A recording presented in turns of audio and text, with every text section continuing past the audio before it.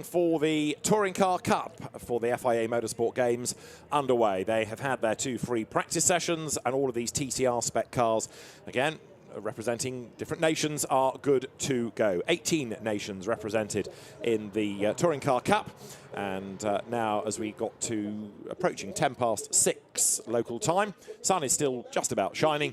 It's getting a little bit cooler, and now 30 minutes, quite a long qualifying session really. I doubt that you'll have people on track for all of that, but they'll probably get at least 2 runs based on the fact that these cars get 18 Pirelli tyres for the weekend. They're all good to go. David Anderson and John Watson are good to go as well trackside. Indeed they are, and how you use your tyres will be fundamental and key to getting the best time available, and whether you want to do, well, 1, 2, 3 or 4 runs. But once you've reached the peak of the tyre performance, then anything thereafter probably is not going to be of a great assistance. And from my knowledge and experience in touring cars, the earlier you get that lap in on a fresh set of Pirelli rubber, the more likely you are to get the best time of that 30-minute session. Tom Coronel representing the Netherlands, Andreas Bachmann representing Sweden. And Tom Coronel should be there or thereabouts up near the front of the grid. I'm not necessarily banking on him being on pole position, but I would have thought that he should be within the top 3. What do you reckon? Oh, yes, always. Always. Okay. My generation, isn't it? Well, there is that, yes. And even if he's not, he'll at length explain why he's not. He wouldn't own up to that, for sure. Anyway, he's one of the older school of very competitive touring car drivers, still making a very good living, and more importantly, enjoying themselves. True, true. Gabriel Dos Guiños is ready to go for Switzerland. Gabriel Müller-Agrelo Dos Guiños, to give him his full title, but the Volcano Motorsport Cupra for Switzerland now makes his way down the pit lane. The lights have gone green. Interesting that quite a few set off straight away, eager to get track position, including for France, Teddy Claret, who knows his way around here, and he was really spectacular in the second pre-practice session that we saw early on in the day. It's interesting that there's a bit of a mad rush to get onto the racetrack, because inevitably they're all going to trip over one another. So I don't know whether they believe the conditions now on track are going to be better than they will be in 29 minutes and 27 seconds. My view would be maybe, okay, the light's going to go, maybe the track temperature will drop, but if you're going to go out on track with the bulk of the field out at the same time, and you're on a fresh set of rubber, you're not going to gain the best opportunities to find that single clear lap. And there you can see just turning in, the Audi didn't really like that turn in and had to turn away from the apex. That was the Swedish car, Swedish entry, Andreas Bachmann. Tom Coronel for the Netherlands, making sure his DHL sponsorship is still prominent on the car, but the majority purely in national colours. Teddy Claret then, getting the tyres up to temperature. It's a Pirelli tyre, which for many of them is new. Yeah, it's a big problem because the tyre technology between manufacturers, the philosophy is quite different. So if you're running on a different manufactured tyre in your own individual domestic championship, and then you come here and you put on a set of Pirellis, you may have to make some basic, if not fundamental, changes to shock absorbers, but more like springing roll bars, just to get the best from the tyre. And that's something that only experience will teach you. Riding on board with the Ukraine athlete, Pavlo Chabanov, with his Volcano Motorsport run Audi, the RS3, coming onto the Mistral, and everybody trying to decide whether they want clear track space or try and get a tow, which might work out best. But at the end of, not this lap, but the next, we'll start to see what the grid may look like. Now, those that were quick in free practice, for Belgium, Gilles Magnus, number 16, and for the Republic of Ireland, for ERA, Jack Young, even though he's a Northern Irishman, he's representing ERA. Northern Irishman Chris Smiley is representing the UK. It says a lot about politics, doesn't it? Generational thing, I'm sure. Up towards the timing line they come. First flying lap about to commence. We were seeing times in this morning's session be better than yesterday's, so a 2:11 is good. Now, when they were out on track, it was early afternoon, so we're looking at cooler temperatures now, which might help. It'll help the motor. It maybe take a little bit longer to get tyre temperatures up. I know it's boring to talk about tyre temperatures, tyre pressures, but it's fundamental. Here's the field having done an out lap, flooding back into the pit lane. And that might have just been an exploratory lap, and then they might go on to something a little bit more fresh in terms of the rubber. I suspect what they'll do is a tyre cross. So they've warmed up the fronts. They'll now put the backs on the front and get those up to temperature as well. So it's a regular thing. Do the tyre cross at the end of a lap and rear-wheel drive cars don't have to do it so much, but the front-wheel drive cars do. You can see the tyres there being swapped over. So it's a tyre cross, and then they'll go back. And in theory, all 4 corners ought to be at a similar temperature. Amazing. Amazing. The things I learned working with you, David. You know, I mean, in the world I come from, you know, I just swap front to rear. There are obviously different sizes front to rear in the world I come from anyway. Must be. That's probably the reason. There you go. Back to front, fronts to back. There you go. You thought I was making it up, didn't you? No, I didn't. I know that you knew all this stuff, but I've actually never seen it in practice, so I've learned something as well. It just goes to show you're never too old to learn. Well, there you go. Now, Gilles Magnus for Belgium is going to be our first gun because he's doing absolute best in sectors then. So the number 16 Belgian Audi. There is Gabriel Dos Quinhos for Switzerland, ready to go back out again now that he's got his boots on the right feet, as it were. The Cupra Leon Competition TCR. All the cars homologated with that TCR tag at the end. Back out on track goes Brazil. That's Rafael Reis de Sa. And for behind him, Latvia, Valtris Zviedris goes out as well, the Baltic champion. Gilles Magnus this morning set the fastest lap, the only driver to get into a 2-minute 11-second lap, 2:11.942. So that'll be the benchmark time that the entire field will be looking at. Wait to see what Magnus does when he comes up to the completion of his first. Claret coming onto straight. Currently, that car is in 6th position, but is yet to record a competitive time. So we're beginning to see Magnus has done a 2:12.4, Claret a 2:13.5. And there's more to come from both, I suspect, as they're wriggling through the traffic, getting past the Italian driver Giacomo Gamandi. With the Lima Racing entered Cupra, goes Teddy Claret. So there's local knowledge here. He was racing here only a couple of weeks ago. He's a rapid driver, is Teddy Claret, double French Tourism champion. Comes down through the chicane, and just like we saw in free practice, he's ever so spectacular. Doesn't mind what the back of the Peugeot is doing. No.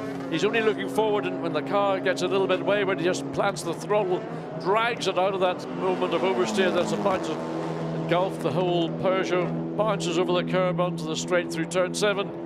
Now focuses on trying to drag the maximum performance.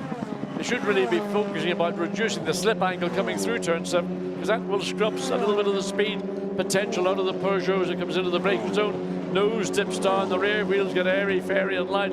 Inside wheel dragged up in the air like a dog having a you-know-what up against a tree. Oh, nice line, Italy, very nice line, Italy. It's not the right line, but it's a nice line. Giacomo Gamandi back on track then. Almost the sort of Oregon colours that, but very spectacularly coloured. It's not very Italian, but it's certainly distinctive as the field comes streaming past, including Aaron Cameron, the Australian, Andreas Bachmann there, the Swedish driver. They're in nice shape, those booted Audis, aren't they? Yeah, they look great. Yeah. Bachmann is currently fastest in Sector 1, purple Sector 1 time, so if he can get this all together, personal best middle sector, so he is certainly en route to see a move towards the top of the grid. Is still Gilles Magnus, who's got that position. Tom Coronel has now popped up into 2nd place with Clarinet and Lopez Bonatin in 4th place. Yes, Lopez is the Venezuelan entry. Sergio Lopez with his Audi, as here Andreas Bachmann is about to head up towards the pit lane. So a lap that started very, very well is aborted. Now, I wonder whether it is time for him to, if he didn't come in at the start, to do a tyre cross. But anyway, he's down the pit road. Gilles Magnus is back in as well. So Tom Coronel staying out. He is the next one to challenge. Teddy Claret is in the pits as well. He's 3rd fastest for France. Aaron Cameron for Australia is up to 4th quickest now. But we've only got 6 times, the slowest of which is currently Venezuela. There is Claret, who arrives at the family team. So arrives in a bit of a rush, and team dragged the car back. So the car goes up on the jacks, the wheel brace. Are they not permitted to use air guns in TCR? I mean, that would be a cost-saving consideration, that's for sure. So the mechanic has got to do it manually, and that takes a little bit longer. There is, I think, it's sort of like a DeWalt drill there with a bit on the end of it, which is to undo that. There we go. Yeah. So it's a concession to modernity with you know, almost like a domestic air drill. Sure. So another tyre cross completed. Teddy Claret's Peugeot 308 will drop down. Jack Young for Ireland, man on the move. Currently no time but fastest overall Sector 1, personal best Sector 2. So there is the Irish entry. The Honda, I'm having to make a little bit of a correction. As he entered Boussaint, he didn't even get into the corner before already the back end was about to go wayward. So what can he do in this final sector? Good, clean exit, maintains the pace. Now, he was very quick in free practice too, but was in strife a little bit for exceeding track limits. So let's see what he can do here. He's got to keep it within the white lines, really, hasn't he? Yeah. So an improvement for 26. That's the Spanish entry, Carlos Gomez. So he's made some progress to 13.3. So where is Jack Young going to end up? It's going to elevate him somewhere up into the top 6, I suspect, and maybe into the top 3 when he completes his lap. Over the timing line goes Jack Young, and that puts him quickest. Then the Irish driver goes to the top on a 2:12.419 by 73 thousandths. Then he's quicker than Gilles Magnus as the cars head into turn 1. Whoa. Way up the curb, wasn't he? The cars are very stiffly sprung on roll bars, so riding the curb, the cars sort of getting airborne. Familiar sight, I suspect, with touring cars, so don't get overexcited, John. There's going to be plenty more of it. Well, Jack Young with a wheel cocked in the air comes down through the Virage du Camp, back onto the path through Saint-Baume. You can see the drivers that are confident in the cars, but the amount of curb that they use here, nice low flat curbs. On the inside it's less of an issue, but of course the race director is concerned that people don't abuse them and gain an advantage, and he's done a very, very good job in that first sector, demonstrably quicker than anybody else. I'm breathless, 4 tenths up over everybody else. Purple by 4 tenths in Sector 1. The man's a genius. He's a very, very impressive driver in front-wheel drive machinery is Jack Young, Clio champion. He's won here in the Clio International Cup sporting the French Grand Prix. He accelerates now back onto the Mistral Straight. Been a race winner in TCR Europe this season and comes there having lost a bit of time in the middle sector, but he's 2 tenths down in Sector 2, but was 4 tenths up in the first. So potentially should be able to string it all together nicely to go quicker again. Way off the road is Andy Yan. Yeah, that doesn't help, as that's Hong Kong running way, way wide with us. Jack Young just up ahead. So the focus went on to the car running wide. So here is the current fastest car so far in qualifying. And the traffic directly ahead of him should not come into play. It's not like a hypersensitive, highly aerodynamic single-seater race car that if you get within 500 yards of it, there'll be an aerodynamic, and he's going in the pit lane.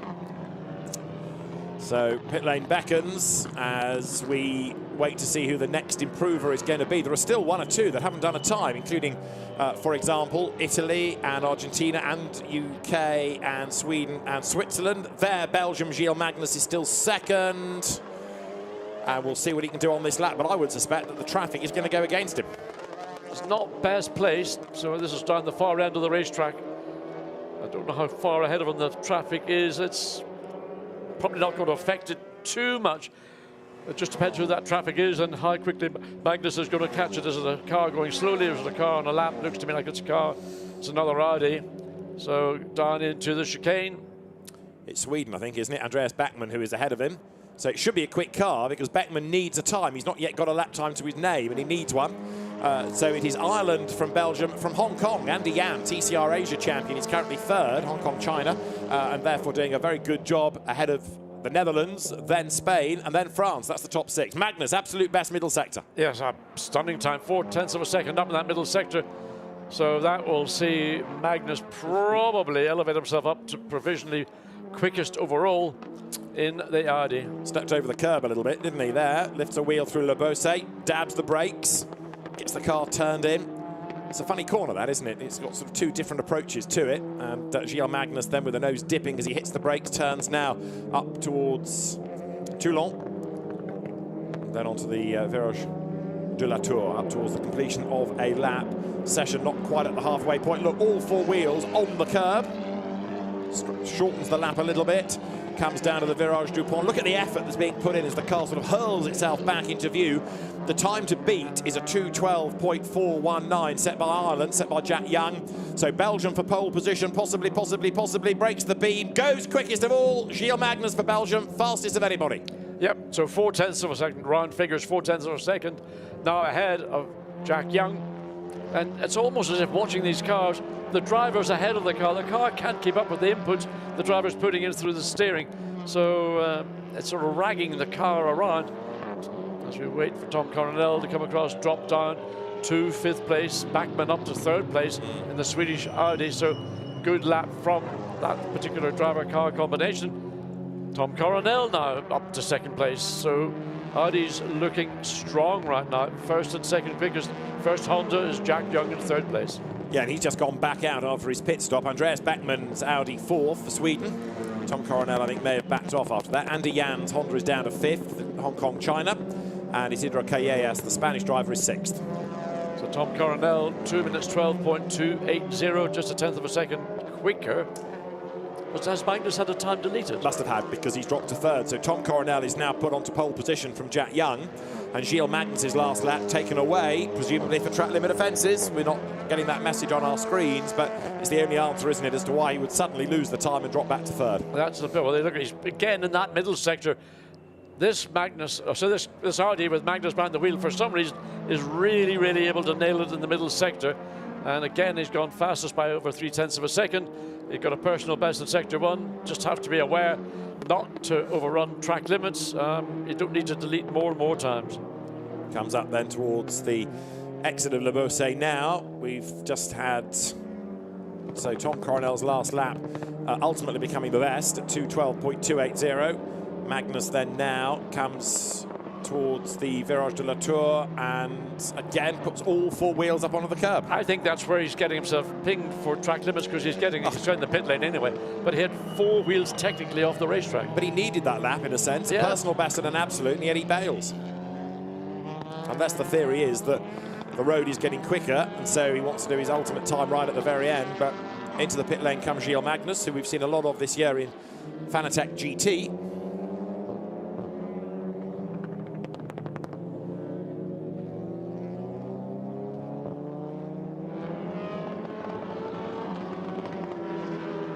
So the cars into the second half of this qualifying session, and still there are a couple, namely Argentina and Switzerland, that have not got a lap time. I suspect that is possibly to do with track limit offences and laps being taken away, because by now you would have expected at least one run to have got a banker lap in. Well, as clock's ticking down, 14 minutes of the session remaining.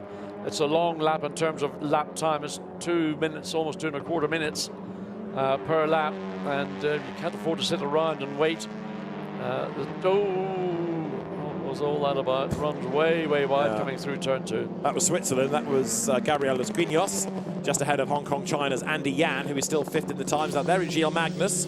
New set of tyres. And as soon as it's clear for him to be released, then he will be dispatched down the pit lane then. So the Belgian entry from the Comtieu stable accelerates back towards the circuit. Andreas Backman likewise. And there for Ukraine, going past the pair of them at proper race pace, is Pavlo Chabanov. Trio of Audis. So Tom Coronel still provisionally on pole position. Just a 10th of a second advantage over Jack Young, but we wait to see what Magnus is going to do, having had a time deleted. So 13 minutes remaining. Aaron Cameron, the Australian driver, goes through there. Behind him is Sergio Lopez for Venezuela.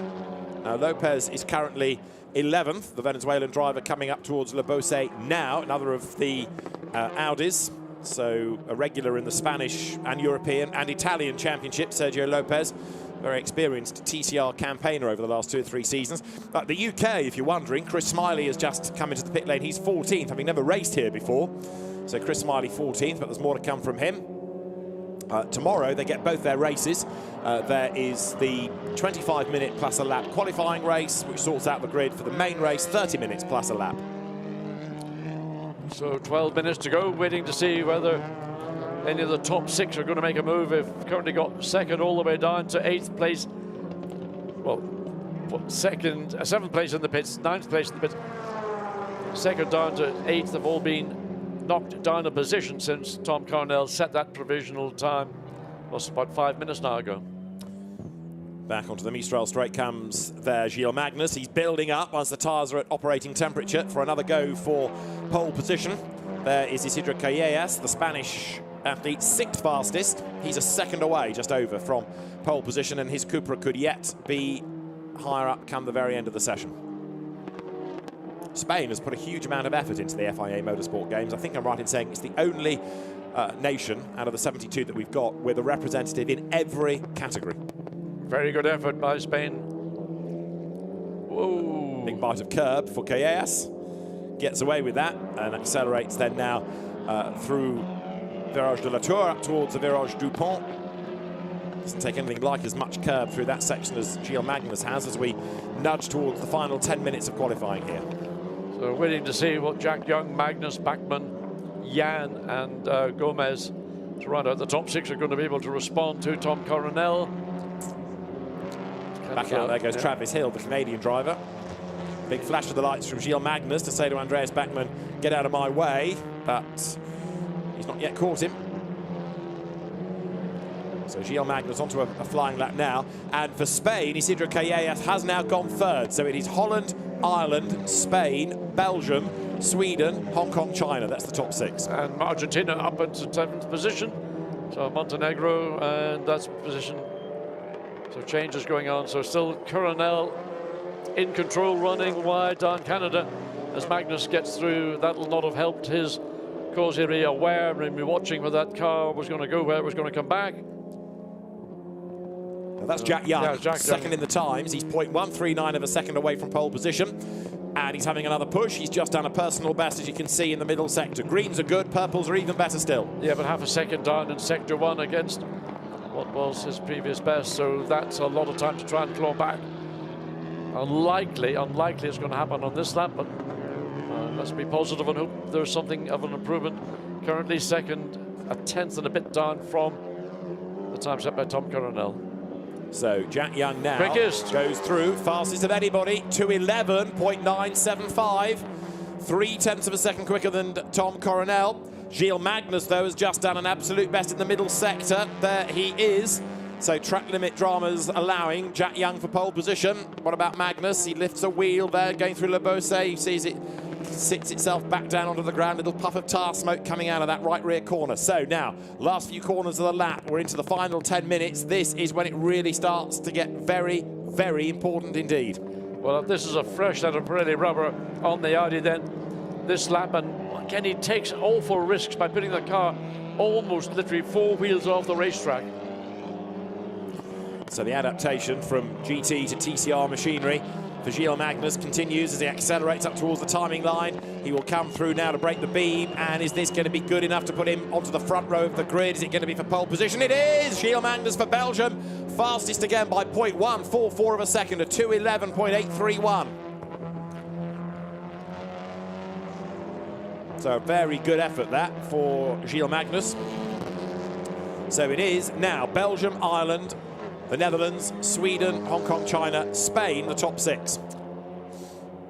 So Tom Coronel, personal best, sector 1. So the Dutchman loses in that middle sector.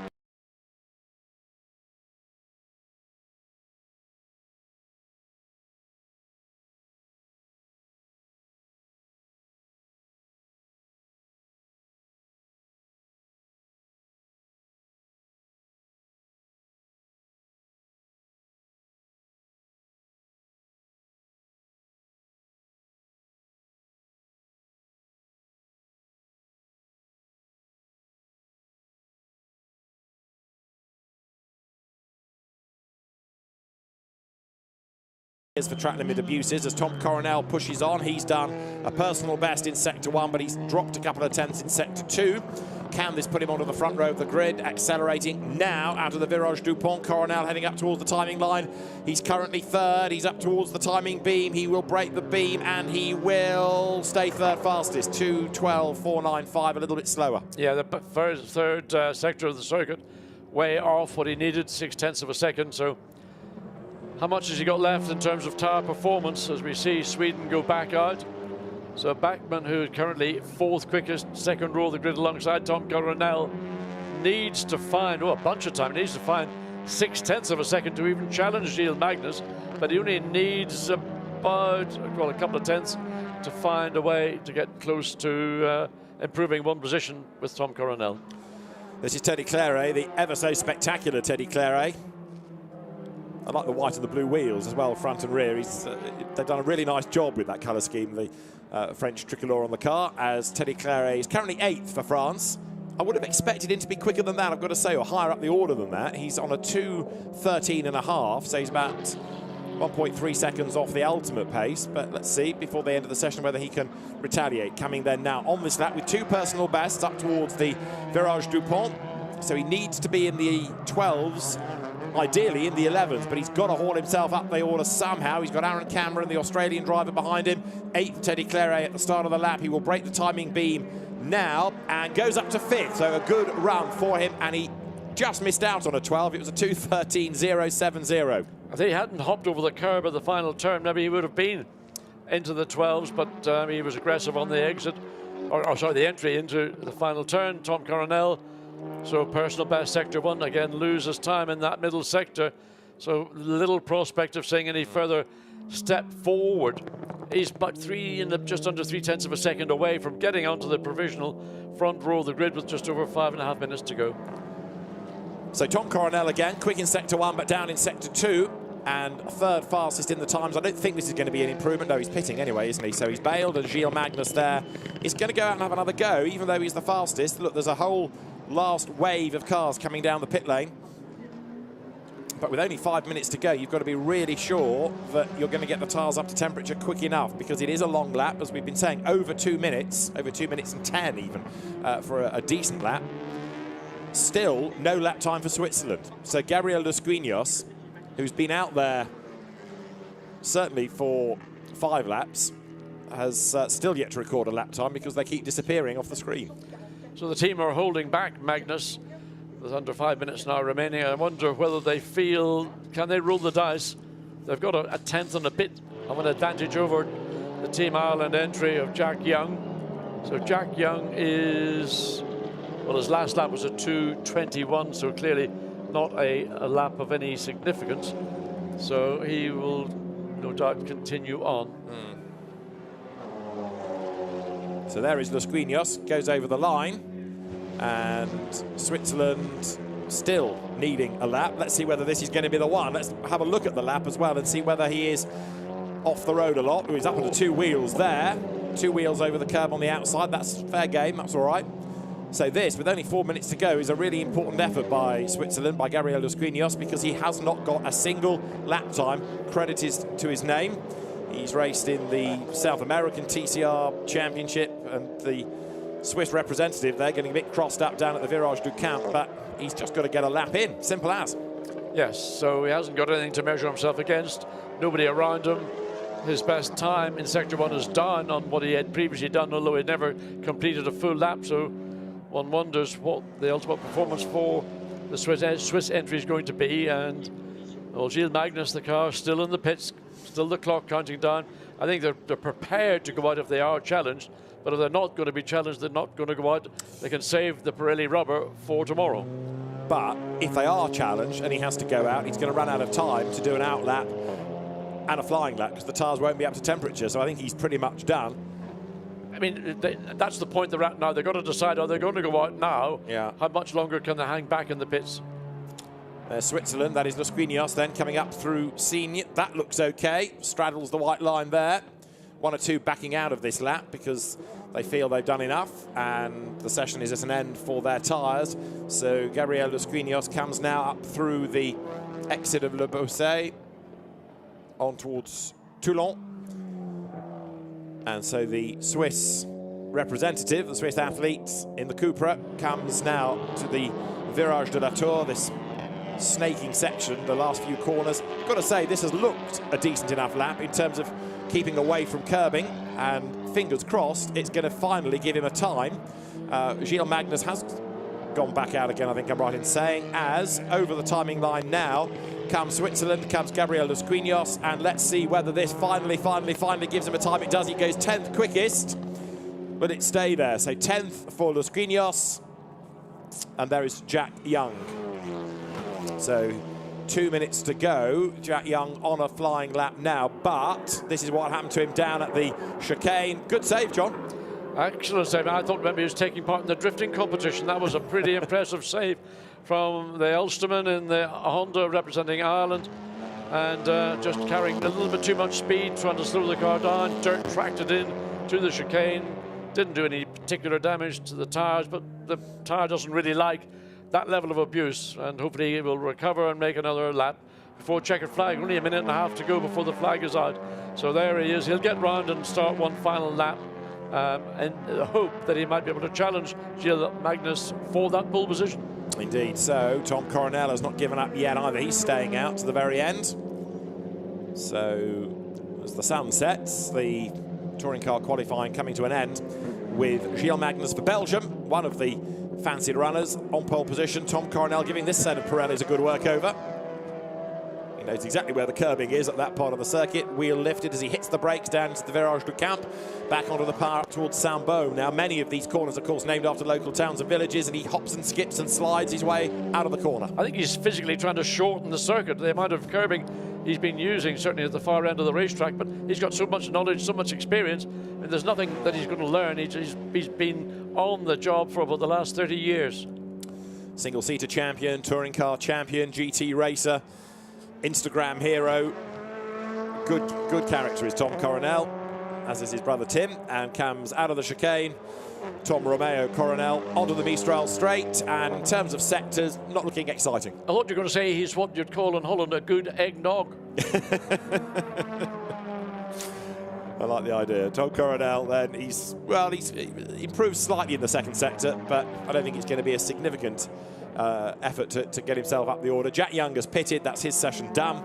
The flag is imminent because we are just 3 to 1 seconds away, and the flag goes out then to end the Touring Car Cup qualifying.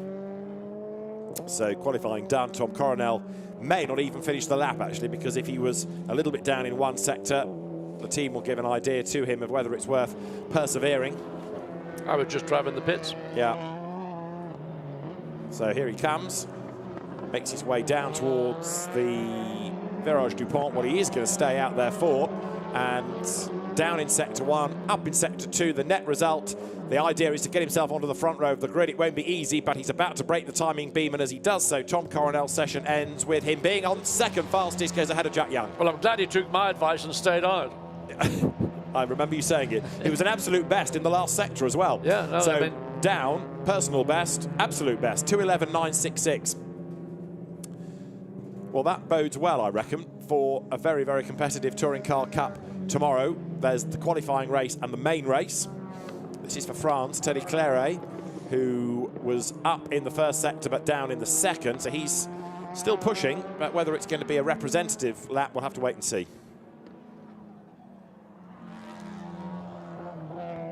Big Peugeot fan. I love the 307s, or 3007s if you have the grown-up version for families. 308s. Well, Teddy Claret has had this car by the scruff of its neck all day. It deserves a rest at the end of it. He's one of the most aggressive and spectacular drivers. We've had him oh so sideways in free practice. It's been a bit more controlled for qualifying. Is the lap going to be an improvement as he comes up towards the line? 7th at the start of the lap. He will break the beam now, stays 7th, and the lap time that he does was quicker, but didn't improve his grid position. So it is Gilles Magnus for Belgium, who is the fastest. Netherlands second, courtesy of Tom Coronel, and Jack Young for Ireland third. Sweden fourth, then Spain fifth, and it is Argentina rounding out the top 6. So Gilles Magnus then is going to start the qualifying race for the Touring Car Cup from pole position for Belgium, and they are going to hit the track tomorrow morning for more great action. See you then.